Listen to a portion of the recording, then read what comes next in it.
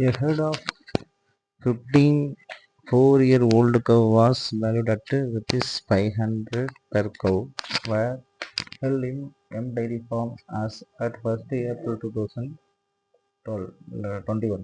The following transaction took place on 1st April 2021. One cow aged 4.5 years was purchased for ₹520,000 and one calf was born. No cow was sold for disposal during the year. Per cow, calf fair value less cost to sell as follows. Calculate the value in change.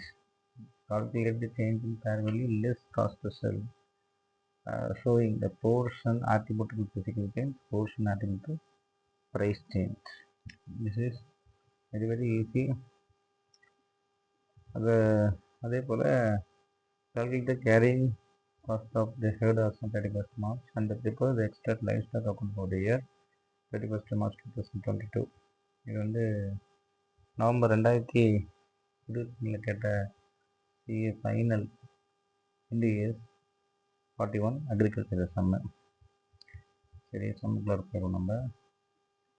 சரி, answer பார்ப்போம். இப்போ first எடுத்தோடனே concept wise பார்த்தீங்கன்னா இது வந்து past exam question paper தான். Past exam November 2022 கேட்ட FR final.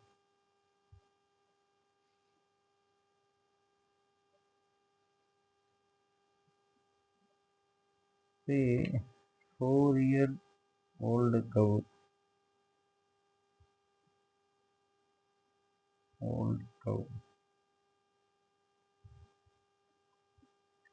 $500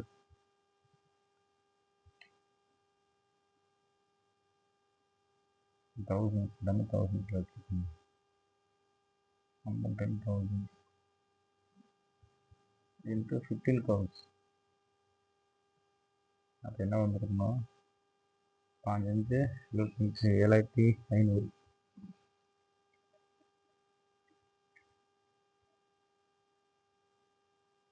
எப்போ அப்படின்றது டேட் மூணு முக்கியம். டேட்டை நீங்கள் கன்சிடர் பண்ணோம். 1/4/2021. அப்போ 31/3/2022 அன்னைக்கு என்னவா இருக்கும்? அந்த 4 இயர் ஓல்டு கவுலாம் வந்து 5 வருஷமாக இருக்கும். 5 இயர் ஓல்டு கவாக மாறி இருக்கும்.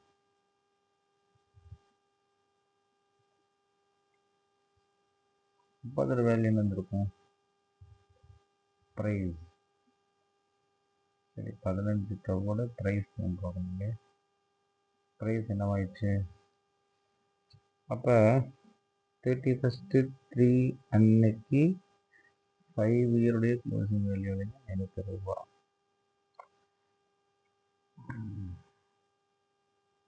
அப்போ 15 × 560. ஸோ ₹8,400 இருக்கும். அதோட வேல்யூ என்னச்சுன்னா ₹500. 8,400.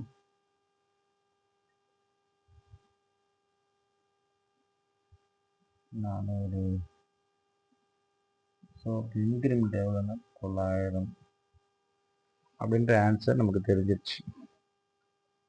இந்த ஆன்சர் 900ன்றது வந்து நமக்கு ஈஸியான விஷயம் தான். இதில் வந்து ஃபிசிக்கல் சேஞ்ச் ப்ரைஸ் சேஞ்சு கூட கண்டுபிடிக்கணும். அப்போ ஃபிசிக்கல் சேஞ்ச் ப்ரைஸ் சேஞ்ச் என்ன? ஃபிசிக்கலாக எப்படின்னா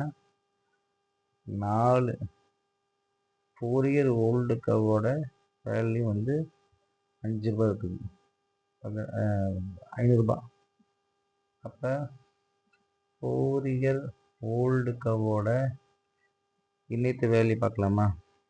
அப்போ 4 இயர் ஓல்டு கவோட 31/3/2012 அன்னைக்கு என்ன வேல்யூ இருக்குன்னு நம்ம பார்க்கலாம். அப்போ பாருங்கள், 4 இயர் ஓல்டு கவோட 31 ₹516. அதுதான் ரொம்ப முக்கியம். 4 இயர் ஓல்டு கவோட ப்ரைஸு ₹516. எவ்வளவு 516 ரூபாய். அப்போ ப்ரைஸ் எவ்வளோ இன்க்ரீஸ் ஆகிடுது 16 rupees இன்க்ரீஸ் ஆகிடுது. அப்போ 16 into 15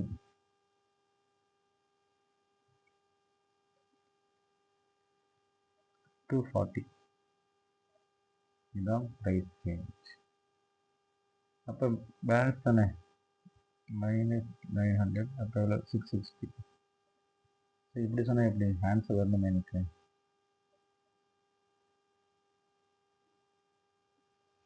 ஃபிசிக்கல் சேஞ்ச் ஒரு வருஷத்தில் அந்த ப்ரைஸ் என்ன இருக்குன்னா 60 ரூபா 60 rupees. ஏன்னா 4 இயருக்கு 500 ரூபாய் இருந்தது, இப்போ வந்து எவ்வளோ ஆயிடுச்சு அப்படின்னா இன்க்ரீஸ் ஆகிருக்குது. அப்போ 60 தான் சரி வேண்டியது அது அந்த. அப்போ இது எப்படிங்க சார் அப்படின்னு பார்த்தீங்கன்னா சிம்பிளாக சொல்லியாச்சு. இது இன்னொன்று குருட்டு மனப்பான்னு சொல்லுவாங்க. 900ல் 240 போயிடுச்சுன்னா 660 வகுத்தல் 15ன்னு எடுத்துக்கணும். அப்போ 660 வகுத்தல் 15 44. இந்த 44 எப்படி வந்துச்சு அப்படின்னு கேள்வி. வெரி சிம்பிள், அதே நான் கண்டுபிடிச்சாச்சு. ஆக்சுவலாக 516 560 ரூபா இருக்குது. 5 year ஓல்டு கவு. அப்போ 4 year ஓல்டு கவோட சேஞ்சஸ் ஆகிடுச்சு இல்லையா. இப்போ 4 year ஓல்டு கவ் இன்றைக்கி எவ்வளோ வேல்யூ இருக்குது 516 ரூபாய். அப்போ 4 year ஓல்டு கவோட இன்னைக்கு வேல்யூ தான் நம்ம பார்த்தோம். 4 year ஓல்டு கவோடைய இன்னைக்கு வேல்யூ 516 ரூபாய்.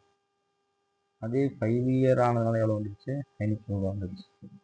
அப்போ அதோடைய ஃபிசிக்கல் சேஞ்சஸ் ஆனதுனால இன்க்ரீஸ் ஆனது எவ்வளோன்னு பார்த்தீங்கன்னா 516 44. இந்த 44 தான் ஃபிசிக்கல் சேஞ்ச். ஸோ இது கொஞ்சம் குழப்பமாக இல்லாமல் இருக்குது, பட் நம்ம புரிஞ்சுக்க வேண்டியதான். ஃபஸ்ட்டு நீங்கள் 4 year ஓல்டு கவ் வாங்குறீங்க, அப்போ ஒரு வேல்யூ 500 ரூபா. இப்போ அந்த 4 year ஓல்டு கவோட வேல்யூ வந்து 516. 16 ரூபா இன்க்ரீஸ் ஆகிடுது. 16 × 15 240.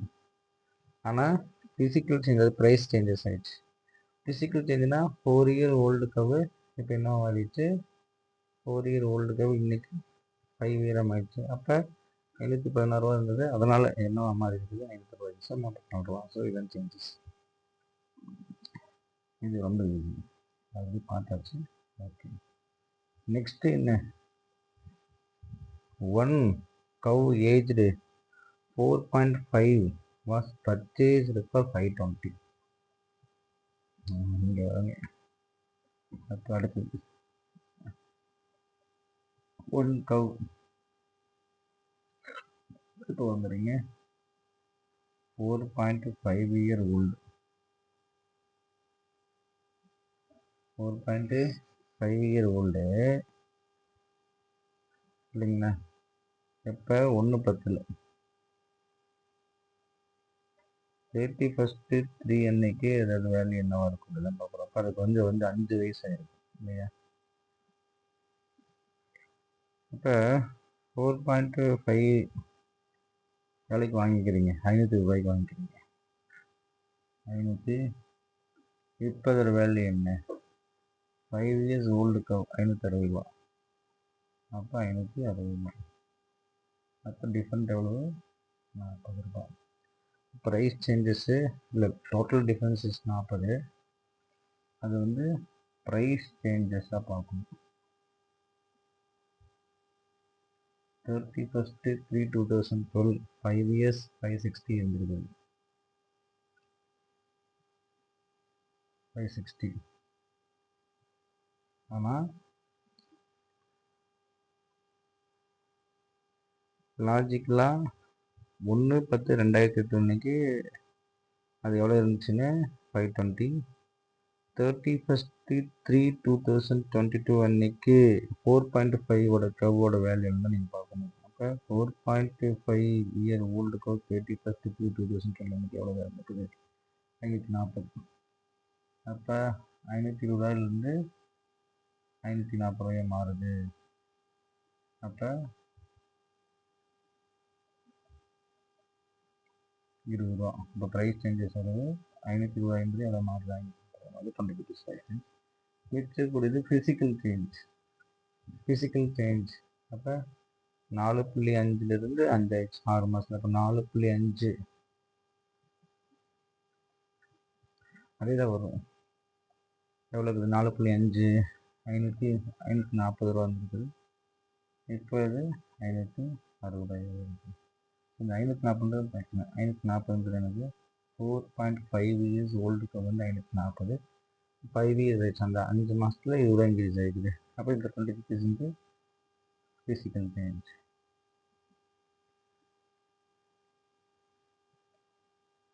Both answer correct. Next one new calf, அது ப்ரைஸே இல்லை இல்லையா. 1 calf was born 1 calf was இப்போ 0.5 இயர்ஸ். இப்போ நியூ பார்ன் ஆனப்போ 410 ரூபா இருந்துச்சு, இப்போ 440 ரூபாய் மாறி இருக்கு இல்லையா. அவன் சொல்கிறான் பாருங்க, நியூ பார்ன் காஃபு ஆன் அக்டோபர் அன்னைக்கு 400 ரூபா இல்லைங்க. அக்டோபர் அன்னைக்கு 400. அப்போ 1 நியூ பார்ன் 1/10/2011 அன்னைக்கு நியூ பார்ன். இப்போ 0.5 நியூ பார்ன் சரி 400 ரூபா. இப்போ 6 மாதம் கழிச்சு 31/3/2012 அன்னைக்கு 6 மாதம் ஆகிடுது 0.5 இயர்ஸ் ஆகிடுது. அதர் வேல்யூ எவ்வளவு 440. ஸோ 40 ரூபாய் இன்க்ரீஸ் ஆயிடுச்சு. இப்போ நமக்கு வந்து ப்ரைஸ்னால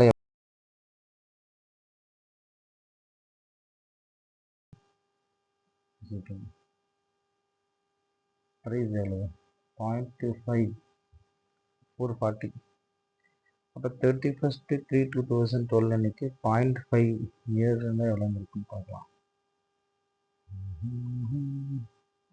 நியூ பார்ன் ஆன் காஃபு 410 ரூபா. இப்போ நியூ பார்ன் காஃபாக இருந்தால் எவ்வளோ இருந்திருக்கும் 31 மார்ச் 410. நியூ பார்ன் காஃபு 31 மார்ச் 2012 அன்னைக்கு 410 ரூபா இருந்திருக்கும்.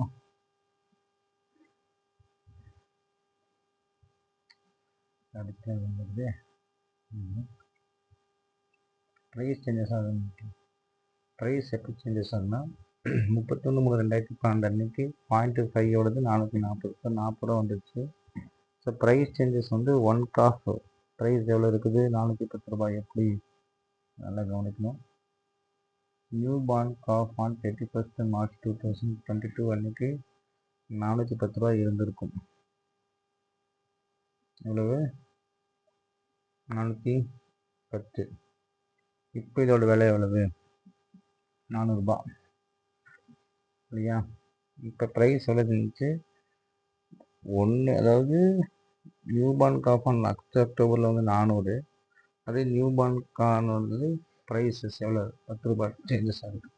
இப்போ 400 410. என்னங்க குழப்பமாக இருக்குன்னு சொல்கிறீங்க. இதே தான் இங்கே என்ன பண்ணீங்க, இங்கே எப்படி போட்டீங்க 540. 31/3/2012 அன்னைக்கு 540 எப்படி பண்ணீங்க. அதே தான்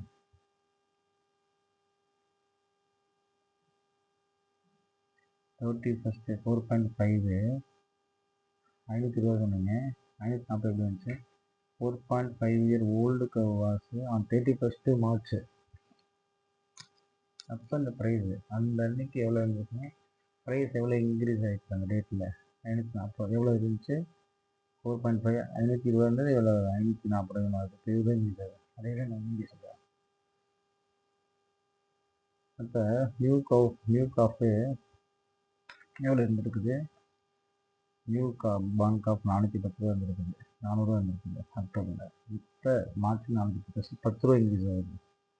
இப்போ 400 ரூபாயில் இருந்து 410 ரூபாயில் 10 ரூபா இன்க்ரீஸ் ஆகுது. ப்ரைஸ் சேஞ்ச் பார்த்தோன்னா இது 30 ரூபா. இந்த ஃபிசிக்கல் சேஞ்சஸ் எப்படி 30 ரூபா வந்துச்சு.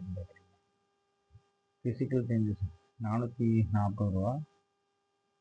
எப்போ அதோட வேல்யூ 0.5. அப்போ எவ்வளோ இருந்துச்சு அது வந்து அன்றைக்கி எவ்வளோ இருந்துச்சு 410. Different okay. ஃபிசிக்கல் சேஞ்ச் அவ்வளோ இந்த கணக்கு. அப்போ இது என்ட்ரியாக நம்ம எப்படி போடுறது அப்படின்னு தான் கேள்வி. சரி, அதையும் நான் சொல்லி காமிக்கிறேன். அதுக்கு முன்னால் இந்த கொஷின் தான். இந்த ஆன்சர்ஸ் நம்ம வந்து பார்க்க வேண்டிய அவசியம் இல்லை. Everything is correct. The increase in physical changes due to increase in prices. New of bond physical changes. Full gain. Yeah. New பானாலும் அது ஃபுல் கெயின் தான். எப்படி கெயின் அப்படின்னு பார்த்தீங்கன்னா, இது எப்படி ஸ்டாக் என்ட்ரி போட்டது அப்படின்னு கேட்குறாங்க. சரி, இன்க்ரீஸ் இன் வேல்யூ. அப்போ what are the increase in values நம்ம பார்க்க போகிறோம். அப்போ அதெல்லாம் நம்ம போட்டால் தான் கணக்கு கரெக்டு. கணக்கு அப்புறம் வந்து ஸோ 8400 அப்படின்றது உங்களுக்கு கிளியராக விளங்கி.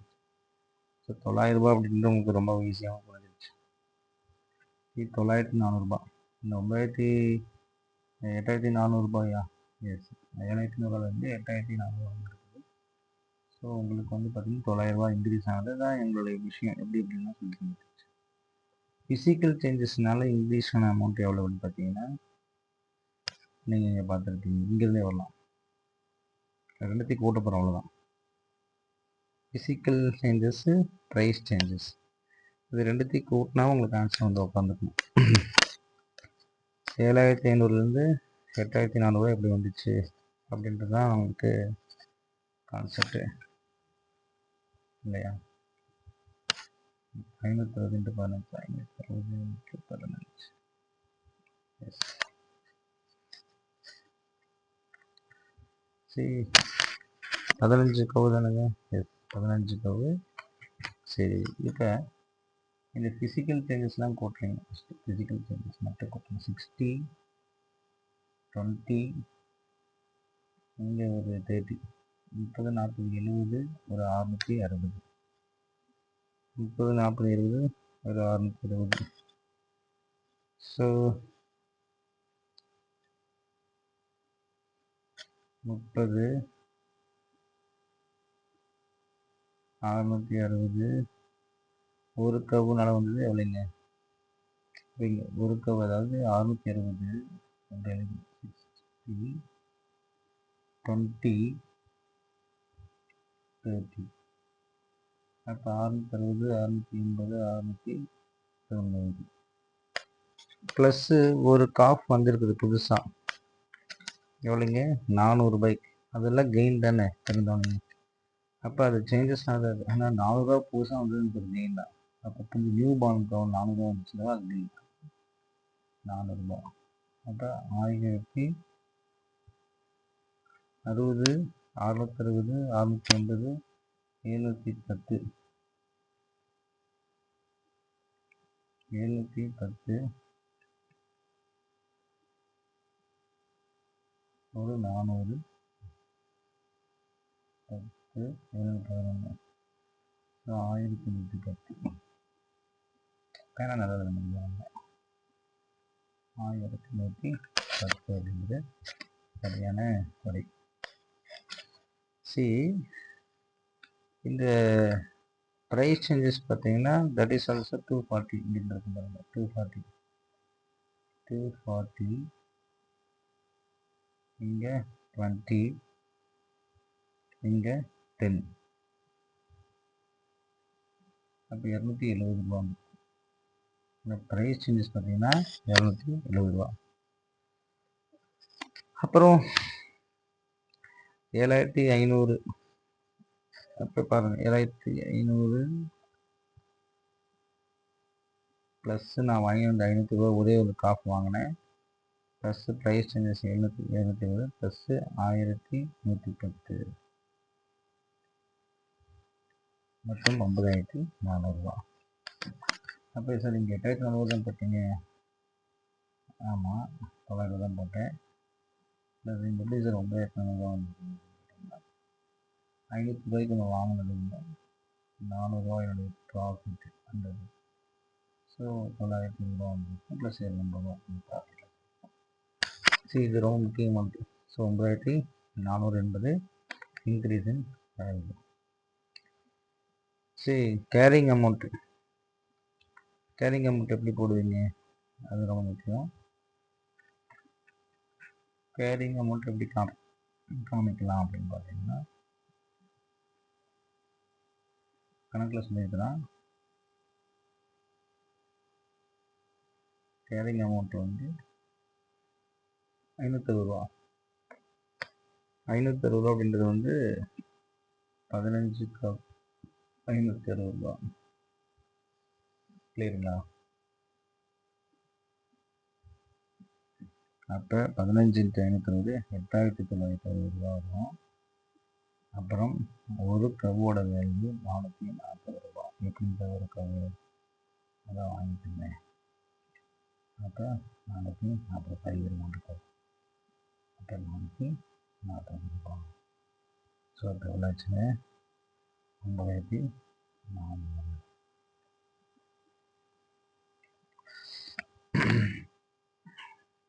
சரி, இது உங்களுக்கு 31st மார்ச் அன்னைக்கு உங்களுக்கு கிளியராக விளங்கி இருக்கும்.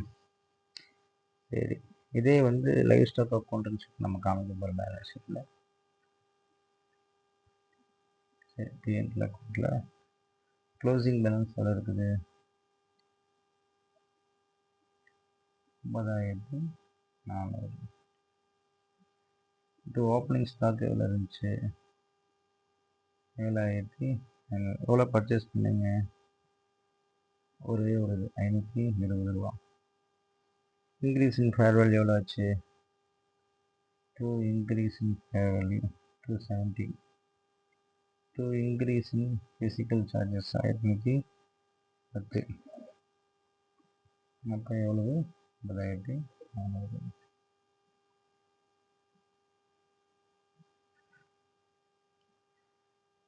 புரியுதுங்களா? 1 காஃப் போட்டாச்சு, 15 × 560 ரூபா போட்டாச்சு. ஸோ இதுதான் இந்த கான்செப்ட்டு. இப்போ உங்கள் எல்லாத்துக்கும் வந்து இது 16 560.